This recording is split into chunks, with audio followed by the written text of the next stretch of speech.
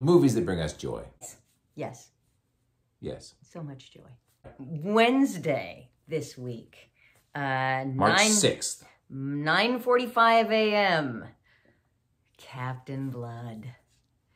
This is one of those I think counts as a classic. Generally, people love this movie. It's based on a novel I love, Raphael Sabatini. Yes. We've got a stack of Raphael Sabatinis over there. But for Abigail... It's Errol Flynn. And it's Errol Flynn being a pirate. And who else? Olivia Havilland. Oh, I thought you were going to say Basil Rathbone. Oh, yeah. We've had to work in a lot of shows where people sword fight. And there was a person... in a show that we were doing who was not dealing well with the fact that they had to lose their sword fight. Like, that was somehow like a blow to their ego. I was like, but no, wait, Basil Rathbone. You see, the better fencer is that's the person you put in the losing role because it's harder. And that's a sentiment that I've heard a lot of fight choreographers say. You got to be a little bit better at it to take the hit, to get to do the sword death, whatever. But I saw this movie, Captain Blood, when I was a little girl, and it spoke to me. Well, I don't know if when I was that little, the tingly feelings started yet, but I knew Errol Flynn was something else. And pirates, I've always loved pirates and the idea of pirates and Pirates of the Caribbean at Disney World and Disneyland. And we just finished watching Our Fleet Means Death. Our Fleet Means Death, yes. So give me more pirates. And I wonder if some of it is because of seeing this movie as a kid. It's weird because to me, the two roles you seem to enjoy playing the most are essentially Olivia de Havilland and Basil Rathbone in this movie. Sure. Yeah. I think this is probably my favorite Errol Flynn. More than Robin Hood, more than the Seahawk. The Seahawk doesn't have Olivia in it. Sure. And Robin Hood is delightful, but I can't get over his wig. No. Well, I don't think of Robin Hood as an Errol Flynn movie. I think of Robin Hood as a Technicolor movie. Yes. It's just like... Yes, it's so splashy and amazing. And I mean, obviously it is, but there's so much going on. Whereas this, I think, of as has a lot individuals. Yeah. I just love it. And their chemistry, Errol and Basil, Errol and Olivia, is just also so good. So true. Thursday the 7th is an embarrassment, as they say, of riches. Captain's Courageous, which is Spencer Tracy, Lionel Barrymore, Melvin Douglas, and Freddie Bartholomew. It's delightful. There are bad wigs in this too, but it's just sort of delightful. And rather than going into crazy detail about that, I want to talk about the rest of this day, which for some reason is programmed for Captain's Courageous, then 42nd Street. 42nd Street, undeniably one of the great lunatic, but people think they know 42nd Street if they haven't seen it because you've got some sort of overhead Busby Berkeley idea, and all of that is accurate. But Ginger Rogers, early Ginger being fantastic, and of course Ruby Keeler, bless her heart. It's where the stereotype of how backstage works happens, and it's ridiculous and definitely pre-equity. But it's a delight. And Bibi Daniels, who's not one of the chorus girls, but who she's good. And then after that, she actually gives like a good grown-up performance. She really does. She's a grown-up. After that, Foreign Correspondent is on, which is an not early, but like early Hollywood Hitchcock with Joel McCrea, and there's a reporter and he's covering the war in Europe and he corresponds foreignly. I'm not going to tell you what happens in this Hitchcock movie. You got to sort of sit back. The Letter, which I don't know if you've seen The Letter. No, The Letter is a 1940 movie with Betty Davis in it, which just opens with her emptying a gun into somebody. And then, there are repercussions. It's a famous scene. You've seen some little clip on Instagram of her just standing stone-facedly, unemotionally, just like, yes, bang, bang, bang, bang, bang, at arm's length. I do love that the way the world works right now. People have seen clips from old movies all over the internet, and nobody knows what they really are from. Yeah. Well, this is worth it. And to me, I'm always one of those, like, I can't in good conscience, like, pretend like I know what's going on there if I haven't seen the movie. Yeah. which is minor, but it's me. After that, Libeled Lady, a personal favorite that I've seen a dozen times. One of those screwball movies. It's Myrna Loy, Spencer Tracy, William Powell. Jean Harlow is terrific in it.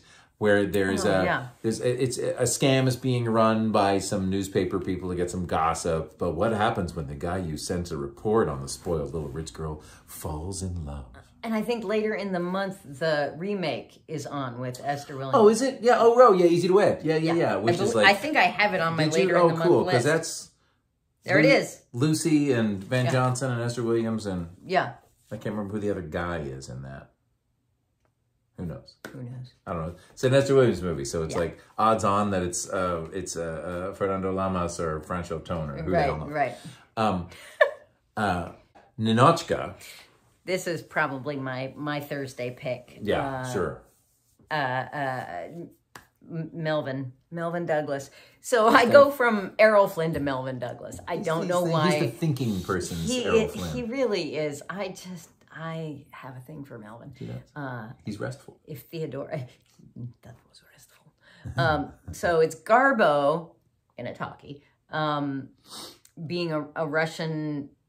She comes to Paris. She's like to do some, I don't know, Soviet. There's a court case that's going to happen about some jewels that were taken by from the aristocracy by the Soviets. And no one cares. Douglas, and they have chemistry and say witty things to each other, and she says them with an accent, and it is so delightful, and it's a romance. If you know Silk Stockings. No, that's the USA series. Silk Stockings with Sid Charisse and Fred Astaire. It's the same thing, just not a musical. Yeah. And I like Ninotchka better. It's better. Well, it's better for two reasons. Because Melvin. I think. Well, okay, three reasons. But two reasons that I want to talk about, because I've also seen this movie 4,000 times, is one, a character actor who people use the term open a movie, which is to say, I will go see that movie just because so-and-so is in it. Like Tom Cruise can open a movie. It doesn't matter what the movie is. If you put Tom Cruise's name on the poster big enough, people will just sort of show up. They don't care what it's about or what's going on, right? That's the easy. For me, someone who can open a movie is Felix Bressert. Oh, sure. Who was in several Lubitsch movies. If you've ever seen The Shop Around the Corner, he's the sort of nebbishy little guy who works in the bespectacled guy who works in the shop. Doesn't want to make any waves, who works in the shop there. He's the guy in To Be or Not to Be who does Shylock's speech at Hitler, except it's not Hitler, but that's not right. And in this, he plays one of the other Soviet agents who is absolutely wooed by the charm of Paris and has no interest in going back. And Leon, why are you so good to us? And I love him dearly. He's a terrific actor. I would have loved to have seen his actual Shylock. I would have loved to have seen him do like fascinating works. He did not live very some long heavy as lifting. Hell, but some heavy lifting. He could have starred in a movie, and I would in several movies, and I would have been happy. And I wouldn't have cared if they were him playing Lear or if they were him, I don't know, solving a murder with somebody else, right? And the other reason is Ernst Lubitsch, a director I love, the person who I feel like I understand how you tell stories because of Ernst Lubitsch. Yeah. Everybody likes him. Nobody's like, what, Lubitsch? Nobody says overrated, none of that. No. But anyway, delightful. And then at 8 o'clock, Casablanca, about which we don't really need to say anything. If you haven't seen Casablanca, you got to watch it. It's real good. It's very entertaining. And it's not real good in a Citizen Kane way, which is like, it helps to have some historical context for Citizen Kane. Sure. It helps to know your history of World War II a little bit for Casablanca, but I didn't know a thing about that when I was 12 and saw it, and it just sucked you right in. Sure, you have such a deep love for that movie. I did not until I actually got a chance to see it on a big screen. Oh, yeah. Because, the times I had seen it, and TV screens these days are pretty large. They are. While I was growing up, they were not that big. So we had a 19-inch Zenith, I think it was Zenith Magnavox, one of those like big wooden ones. Yep. Yeah. So I never really got Humphrey Bogart until, and this was, I don't know, a decade ago that I saw it on a big screen and actually saw like stuff happening in his eyes and, like his jaw clenching. And I was like, it's a big screen movie. Oh, there's stuff.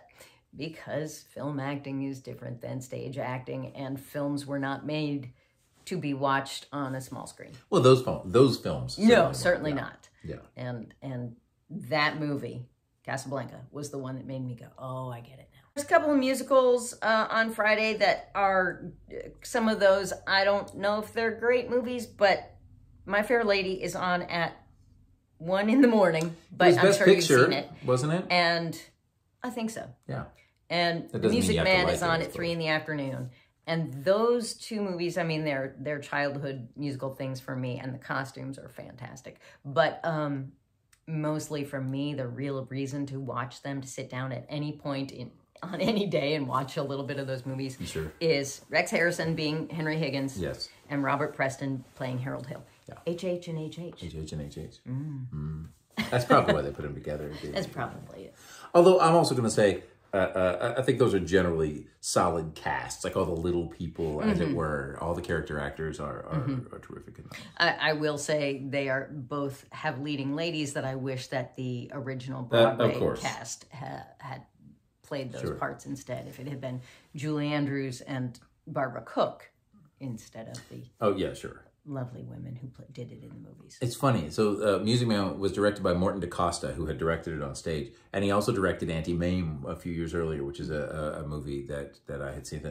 And he does this weird thing with the lighting where he comes in, like it's a very stagey effect, where a scene will end and you will see the principal standing there, and the lights go down on the set around them, and the two of them are still there, like but it's like they're there in blackness. It's like the set goes out dark, and it's not like a camera effect. You just the lights go. It's a lighting effect. You know, it's all really happening on the screen, I should say. You know, but it doesn't happen. It's not a thing you see done anywhere else except for in like his couple of movies. He did another one. It was terrible. It also had Robert Preston, and it was terrible. Like 60s sex comedy. I can't remember the name of it. Isle of something. I can't remember. It's not important. But I remember that being a thing when I was young, because I saw The Music Man 4,000 times. It was on a lot when I was a kid. And Eddie Mane was on a lot at Grandma's house. And it was a weird thing that's like, I didn't look at who the director was, but I noticed that thing, and I didn't put that math together for much longer. Saturday, I've got, well, I think we've got the same one here. Yeah. Just after midnight, The Apartment is on. So From Lubitsch to Billy Wilder's a kind of a straight line. But the Best Picture, 1960, Jack Lemmon, Shirley MacLaine. That's just a good movie. It's magnificent. Nobody's going to argue it's so with the lovely, fact that it is a good movie. and so hilarious, and also sad. Some content warnings about self-harm should probably be noted. And that's not played for laughs, but anyway. But the situation, and Fred McMurray being a huge and Fred McMurray being the worst thing Fred McMurray ever was. Yeah. Terrible person. Well, maybe not the worst. He was kind of murdery in Double Indemnity. He doesn't actually murder anybody, but he's not unresponsible for terrible changes to people's lives in this. But when he pops the compact and looks at himself in the hat. Not Fred McMurray. Jack Lemmon does that. Anyway, it doesn't matter. I'm telling you about moments that you haven't seen if you haven't seen the movie. I just love that movie. It falls a little bit into that rom-com thing that's become like an overdone and feels bad because it's been overdone thing, where it's like the nice guy gets the girl, as it were. You know what I mean? Like, why doesn't she like me? She likes the awful jerk. But it was much earlier. You know, that hadn't been done to death, and it didn't seem like a statement of purpose. It seemed just a very specific thing. Jack Lemmon's in it. So even though he's the nice guy, he's not entirely. Well, he lives in a gray area. He lives in a gray area, but he's also doing his best to pretend to be a terrible person. Yeah, true. He is doing his best because it seems that the world around him is suggesting that that is the thing you should be, and he absolutely cannot do it. So he's not a nice guy that's just in that sort of like, why doesn't she like me? I'm a decent sort. It's not. He's doing his best not to be a decent sort and keeps failing at it. Yeah. Keeps trying to actually help people. Keeps, rather than taking advantage of this woman he's got a kind of mild obsession with, and in fact, like, actually helps her in a way that But he also helps the bad guy, if you want to call Fred McMurray the bad guy. Yes, he's got sort of like, he's got a shift of morals that's really more important and more interesting than like, will they, won't they? And he drains his spaghetti with a tennis racket. He does. Which I think my dad tried to good do tip. a couple of times. And then right after that, Gigi. So if you know the movie, Clueless, the moment that she realizes she loves Paul Rudd's character, in the background, the soundtrack goes do do do do do do do do do do, and that it is from Gigi from the moment.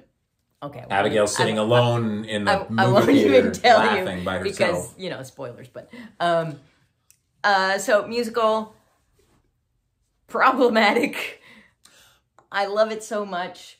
We were talking actually earlier about its problematicness, which is like it is problematic in that the premise, yeah.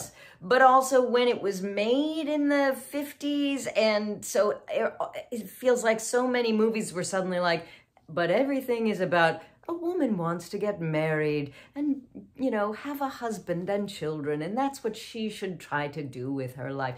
So there's also that level of problematic. Well, and I think we've attached this with Gigi and Seven Brides for Seven Brothers, both of which are like delightful to watch, but then there are also some part of you is like, oh God, I don't know how I feel about this. But I feel like I have my theory. Yes. My theory is that they're made for a 50s audience of like conservative, what'll play in Peoria, of the Eisenhower era kind of audience. And then they're like, the guys kidnap a bunch of women and who cares? Or like, we'll raise her to be a courtesan. Who cares? And the movie gradually goes, yeah, no, though. It's like it loops you in with its awful moral questionability, and then by the end of it, you're like, that sucks, right?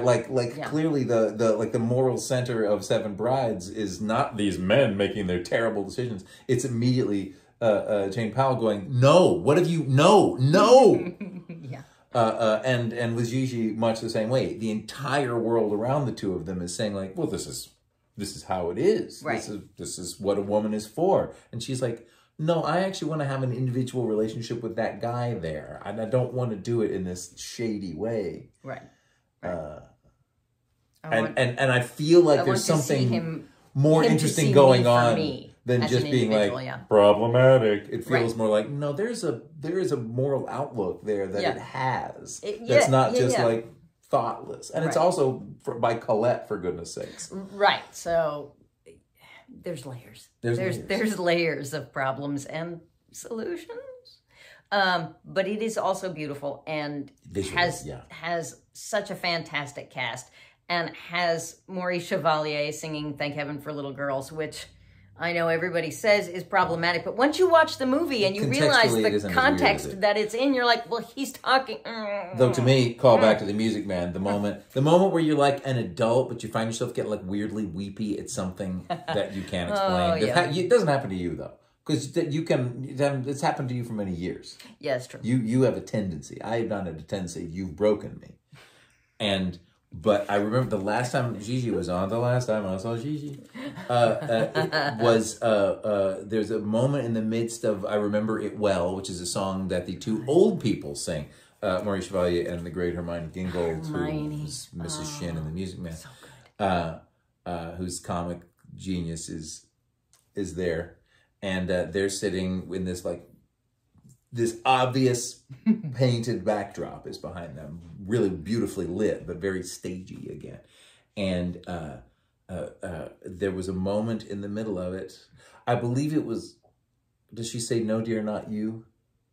Is that the line? Yeah, something like that. Yes. Am I growing old? No, dear, not you. And she says it with such, I don't know how to describe it, but it's a well-acted little 2 seconds that requires the whole 5 minutes before it, And I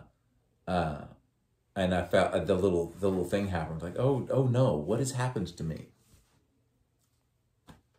What has happened to me? But it's one of those movies for me that I find myself doing things every once in a while, like pretending to sniff a cigar and roll it next to my ear, or talk about how, a flame of elusive blue.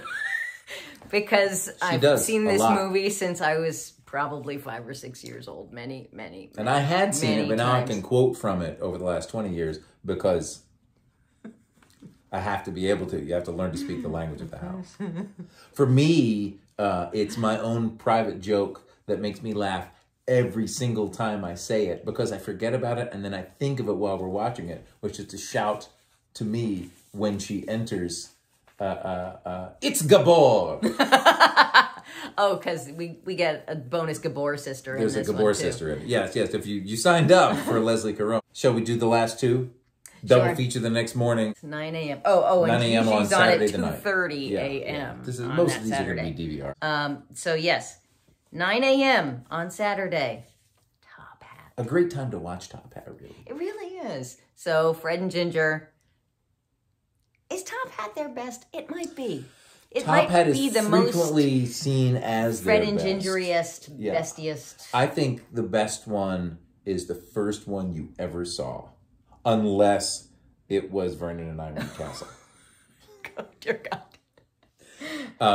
But yeah, because I feel like because my favorite one is Shall We Dance. Sure. I accept that Top Hat is I think a better movie. I like Gay Divorcee very Swing much. Time. Yeah, Gay Divorcee. I don't. But Top Hat is the one that people sort of like. If you think a person's maybe not going to watch another one, go on and give them Top Hat, and then they'll go, "Oh boy, are there more?" Yeah. That feels good. In Top Hat, there's numbers, there's dresses. You also get Edward Horton. Edward Everett Horton. What's not to love? For those of you who may go, if you grew up watching Rocky and Bullwinkle and all of the attendant little short cartoons with that, you'll recognize his voice. And right after that, we were going to end with that, but I noticed that right after that, The Maltese Falcon is on. Sort of the first film noir. So much good stuff. Humphrey Bogart, Oh man, Mary we should have gotten the Falcon and sat him right Oh here. yeah. Well, we'll sit him here next week. That's just a terrific hard-boiled detective thing with a bunch of people in it. That I've seen again.